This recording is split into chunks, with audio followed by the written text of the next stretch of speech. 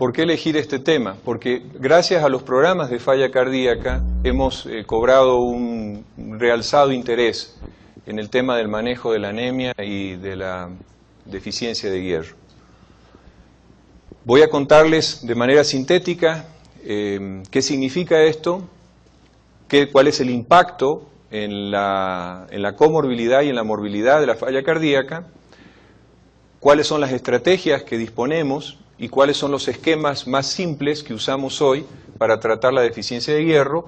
Y cuando haga énfasis en eso les voy a dar dos protocolos, ustedes podrán usar cualquiera de los dos, puede que ya los estén usando, y podrán guiarse, por eso ustedes van a tener estas presentaciones, entonces podrán usarlos cuando ustedes lo consideren. La anemia en la insuficiencia cardíaca es muy frecuente, a veces más de lo que nosotros pensamos. Cuando se ve los registros más importantes,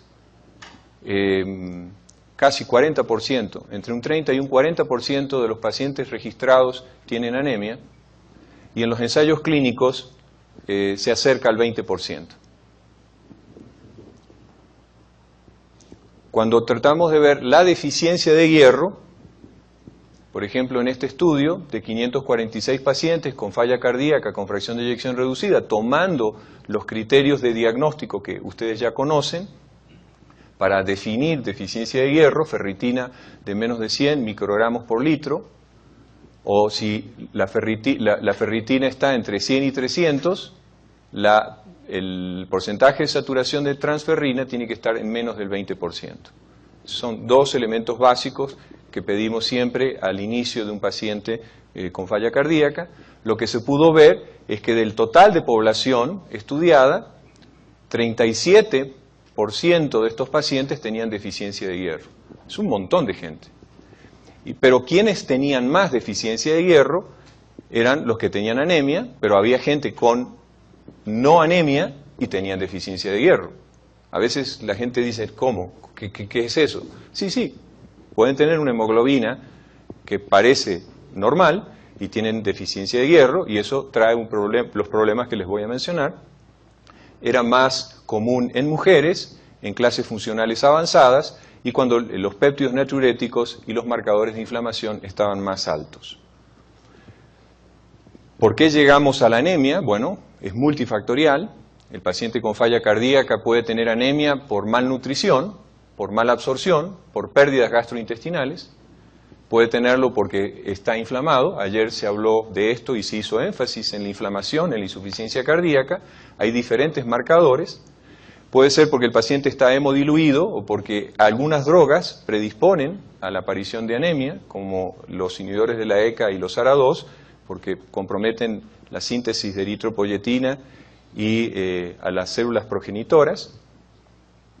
Y por supuesto en los pacientes que tienen un compromiso renal avanzado, también tienen un estado inflamatorio comprometido, y la hepcidina como punto central está también alterada. Entonces, en este círculo vicioso puede haber una deficiencia absoluta de hierro, por ejemplo en estos pacientes, anemia por enfermedades crónicas, otras causas que vamos a mencionar, y la deficiencia de eritropoyetina, principalmente en los pacientes con deterioro de la función renal. Pero el tener deficiencia de hierro nos lleva a un problema importante, porque la mayoría de los médicos cuando piensan en anemia o en deficiencia de hierro, piensan en hematopoiesis. Pero eso es apenas uno de los elementos claves. El hierro tiene que ver con procesos energéticos en el metabolismo de los tejidos extra hematopoyéticos. Entonces el déficit de hierro está involucrado en todos estos puntos, en el almacenamiento de oxígeno, en la anemia, y esto afecta la capacidad de transporte de oxígeno y por supuesto que compromete a los tejidos hematopoyéticos, pero también hay otras alteraciones que llevan a compromiso en los tejidos no hematopoyéticos, como el músculo esquelético, la fatiga, el músculo cardíaco, los adipocitos, el hígado, etcétera, riñón, cerebro, que deben de alertarnos de que no es cosa menor tener deficiencia de hierro. Y no es menor porque la gente se muere más, tiene más comorbilidades. En este estudio, publicado en el 2010, 546 pacientes con insuficiencia cardíaca, con compromiso de la fracción de eyección, los pacientes que tenían una condición médica libre de deficiencia de hierro tenían una supervivencia mayor que los pacientes que tenían deficiencia de hierro basado en esos criterios que les mencioné. ¿Sí? Con valor P significativo. Y en otro estudio, 1.500 pacientes, donde había una cantidad importante de pacientes anémicos, también los pacientes que tenían deficiencia de hierro, después de un periodo de seguimiento prolongado, las curvas se empiezan a separar como a los 3 años, pero claramente se ve que con un valor P significativo, tener deficiencia de hierro, más que la anemia en sí, los mataba. Y en un estudio más reciente, publicado en el 2016, con una cantidad mayor de pacientes, se observa que la severidad de la anemia y la concentración de hierro en el suero, en el plasma, tienen un impacto muy importante en un tiempo determinado para la sobrevida de los pacientes. Y fíjense que niveles de hemoglobina 1 gramo por arriba de lo considerado normal o 1 gramo por debajo de lo considerado normal por la Organización Mundial de la Salud, marcaban diferencias muy grandes de sobrevida. Igual que la concentración de hierro, aquellos que tenían déficit tenían peor pronóstico. Pero la deficiencia de hierro puede ser absoluta o puede ser funcional. Y hay que entender esta diferencia. Definimos la deficiencia absoluta en los pacientes que tienen déficit de hierro en los depósitos de su cuerpo, a diferencia de la funcional, donde el suministro de hierro para suplir la demanda está bien, pero los depósitos aquí están bajos y aquí están normales o elevados. Las causas más comunes son ingesta insuficiente de hierro en la dieta, aumento de las demandas, absorción gastrointestinal insuficiente, sangrado o interacciones farmacológicas que a veces olvidamos.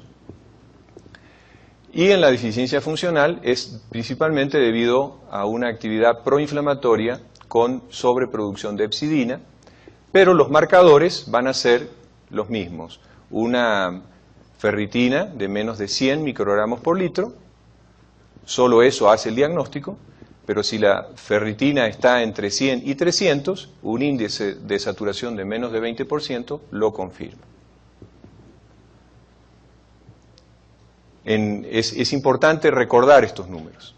Hay otras estrategias, como el receptor soluble de transferrina, que en casos dudosos puede ayudar, pero para nosotros, en la clínica habitual, estos son los dos marcadores que tenemos que manejar y grabar en la mente para el diagnóstico.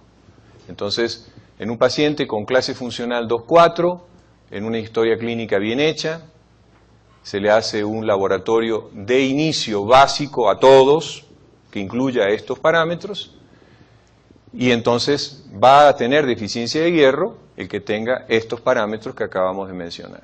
Sin embargo, hay un grupo que puede tener una ferritina entre 300 y 800, donde este factor, si está alto, entonces también tiene déficit de hierro y se puede beneficiar con el aporte de hierro intravenoso. Entonces, ¿cuándo se debe realizar los estudios de hierro en el paciente para detectar precozmente la deficiencia de hierro? Bueno, cuando llega el paciente por primera vez y después una vez al año. Si el paciente tiene una progresión de la insuficiencia cardíaca que no queda clara, puede ser que el paciente esté en falla porque tiene deficiencia de hierro, por todo lo que hablamos de la importancia en el metabolismo, en la inflamación, en el oxígeno del organismo. Si existe aumento de los péptidos natriuréticos, como expresión de que el paciente se está deteriorando, aunque clínicamente todavía no lo haya mostrado, que tenga una disminución de la fracción de eyección progresiva del ventrículo izquierdo, o ante la presencia, obviamente, si el paciente tiene anemia, ya saben ustedes que puede tener anemia con deficiencia de hierro o sin deficiencia de hierro. Las guías europeas, en mayo del 2016, dejan claro que tiene la necesidad el médico de hacer esta medición de laboratorio con clase de recomendación en el nivel más alto. ¿Cuándo iniciamos el tratamiento? El inicio debe ser lo antes posible, como todo lo que diagnosticamos. Debemos corregir los depósitos de hierro y evitar así las hospitalizaciones por insuficiencia cardíaca cuando dependen de esto. Y por supuesto que los mayores beneficios se obtienen en los pacientes sintomáticos con deficiencia de hierro. No tratamos la deficiencia de hierro en pacientes que no tienen síntomas. Sí tratamos la anemia en pacientes que no tienen síntomas, pero no la deficiencia de hierro.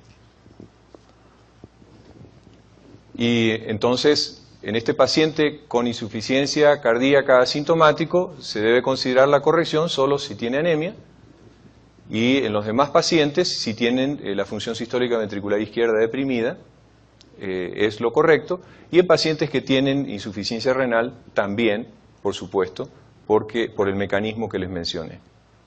El nivel de recomendación para la administración de hierro carboximaltosa, que es la forma de administración de hierro intravenoso más recomendada, es alto, es un 2A, en los pacientes que reúnen los criterios diagnósticos.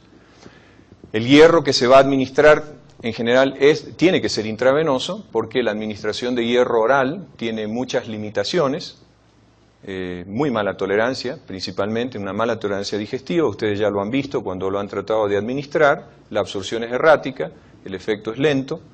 Es tan lento que el doctor McMurray dice que en un paciente con deficiencia de hierro en insuficiencia cardíaca requeriría 2 años de tomar hierro oral todos los días para más o menos compensar la deficiencia, lo cual parece poco práctico. En cambio, cuando administramos hierro parenteral, lo hacemos de manera mucho más eficaz y tenemos algunas formulaciones intravenosas que son fáciles de usar. Hay 2 estudios que le dan un respaldo a esta información. El primer estudio es un estudio más antiguo, del 2009, el estudio FIVE-HF. Es un estudio con todos los criterios de rigurosidad, en donde un grupo de población fue expuesto a hierro carboximaltosa, 200 miligramos en una primera etapa para una fase de corrección. Al otro grupo se le dio placebo, y lo que se observó fue a la semana 24 y a la semana 26 la mejoría clínica con cuestionarios y con valoración de clase funcional. Y también, por supuesto, se hizo una evaluación de cuán seguro era administrar hierro en esta forma en un tiempo relativamente corto. Los pacientes tenían estas características clínicas, eran pacientes claramente sintomáticos. La fracción de eyección tenía que ser más baja en los menos sintomáticos y menos baja en los más sintomáticos. Los niveles de hemoglobina podían llegar hasta 13,5, inclusive esos pacientes recibían hierro si lo necesitaban, y el diagnóstico con los criterios que ya sabemos. El objetivo era calidad de vida y seguridad, y lo que se observó es que la mayoría de los que recibían hierro carboximaltosa referían un estado muy mejorado o moderadamente mejorado comparado contra los que estaban en el grupo placebo, en donde principalmente o no había cambios o había una muy pequeña mejoría. Lo mismo pasó en la clase funcional. Los pacientes que estaban expuestos al hierro intravenoso tenían las clases funcionales mejores comparados contra los que no recibían hierro. Y cuando los pusieron a caminar, los que habían recibido hierro caminaban más en tiempo y en distancia. Y los scores de calidad de vida, los clásicos que usamos en los programas de falla cardíaca, todos mejoraron cuando se vio que los pacientes eran intervenidos. El otro estudio es parecido, el estudio CONFIRM-HF, también utilizando hierro carboximaltosa, pero tratando de hacerlo en un tiempo más largo. O sea, fue bueno a las 26 semanas. ¿Qué pasa a las 52 semanas de exponer a estos pacientes gravemente enfermos a estas formulaciones? Las características eran parecidas, nada más que aquí se agregaron los péptidos natriuréticos. Esto es un estudio publicado en el 2015, y donde lo que se observó a través del tiempo fueron las pruebas de caminata de 6 minutos, los cuestionarios de evaluación de condición clínica en general, clase funcional y la fatiga clásica de estos pacientes. Y lo que se observó es que los pacientes consistentemente podían hacer más ejercicio y estos pacientes tenían 61% de reducción de riesgo relativo en el empeoramiento de la insuficiencia cardíaca con necesidad de hospitalización. Entonces, ya habíamos hablado el día de ayer lo importante que es reducir hospitalizaciones por insuficiencia cardíaca. Entonces, es una estrategia muy fácil de hacer. Pedimos un laboratorio y en base a ese dato de laboratorio administramos hierro intravenoso. Y ya vamos a ver cuán fácil es.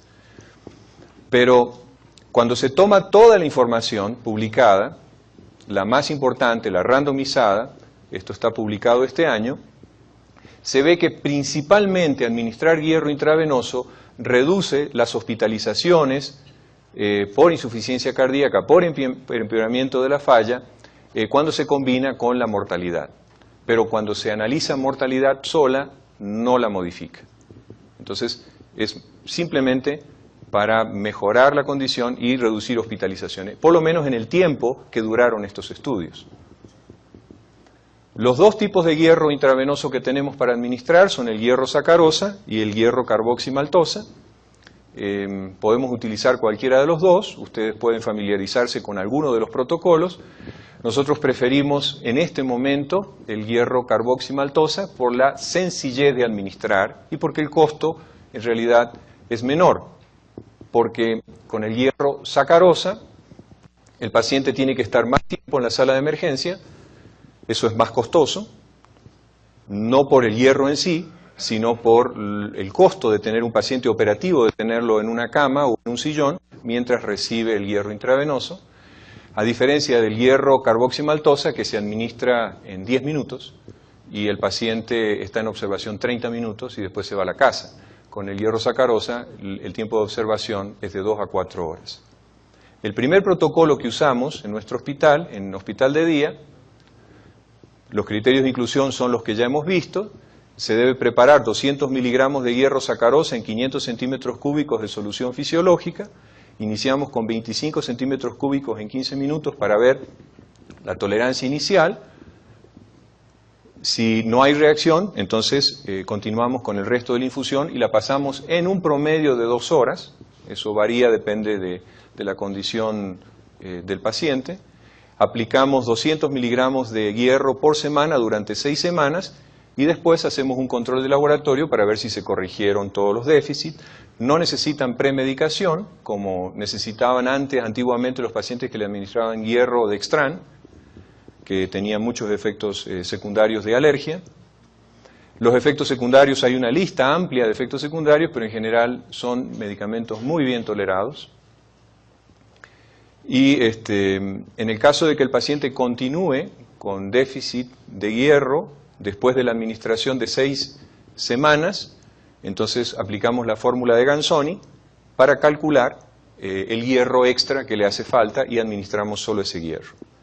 Y el protocolo, ya para terminar, el protocolo que utilizamos, este protocolo lo aprobamos en la reunión de consenso centroamericano y el Caribe de cardiología, está publicado en la revista, lo tomamos como esqueleto, como referencia a una publicación de la revista europea de cardiología del doctor Ponikowski en el 2015 y establecimos un plan muy simple y hicimos una tabletita, la plastificamos y la entregamos a todos los médicos en toda la región para que tuvieran en las salas de emergencia e hicimos otras tablitas más grandes para que los tuvieran en los servicios de cardiología.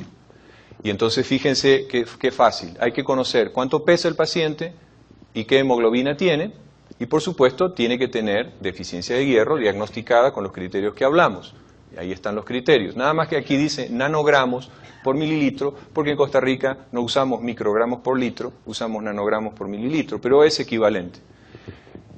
Entonces, si el paciente pesa menos de 70 kilos y tiene una hemoglobina de menos de 10, requiere 1000 miligramos, la misma dosis que requiere el paciente con una hemoglobina de menos de 14. La diferencia va a estar en la semana 6, cuando hacemos una nueva administración, recién a la semana 6, no hacemos cada semana, sino una basal, una a las 6 semanas, que requerirá 500 miligramos. En los pacientes que tienen más peso, las dosis cambian, como pueden ver aquí, y el tiempo de administración es rápido, son 100 miligramos por minuto. Entonces, en 10 minutos recibe esta dosis o en 5 minutos recibe esa dosis, lo cual es genial porque los pacientes odian estar en el hospital. Entonces, si le ofrecemos una estrategia que va a mejorar su condición y su calidad de vida en un tiempo tan corto, entonces están felices y nos agradecen estas estrategias que son cero dolor y cero complicación.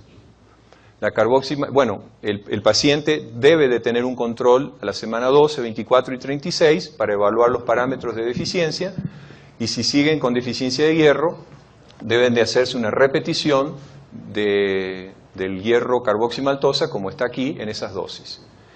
La carboximaltosa de hierro debe administrarse únicamente por vía intravenosa y no debe administrarse por vía subcutánea o intramuscular. El máximo que administramos son 20 miligramos por kilo de peso. Una dosis única de carboximaltosa no debe superar los 1000 miligramos por cada intervención que hacemos. Y para corregir los depósitos de ferritina, hay pacientes que solamente necesitan eso, le administramos 500 miligramos de carboximaltosa de hierro. Entonces, terminamos diciéndoles que la deficiencia de hierro es un problema importante en la evolución de la falla, de forma independiente a los niveles de hemoglobina.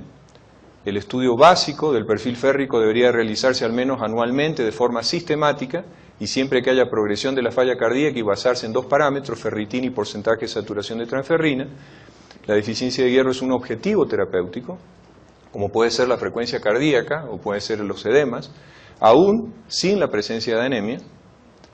Su tratamiento en pacientes con falla cardíaca sintomática y con función sistólica deprimida ha demostrado efectos muy positivos sobre la capacidad funcional, la calidad de vida y en especial la reducción de los reingresos hospitalarios por falla cardíaca.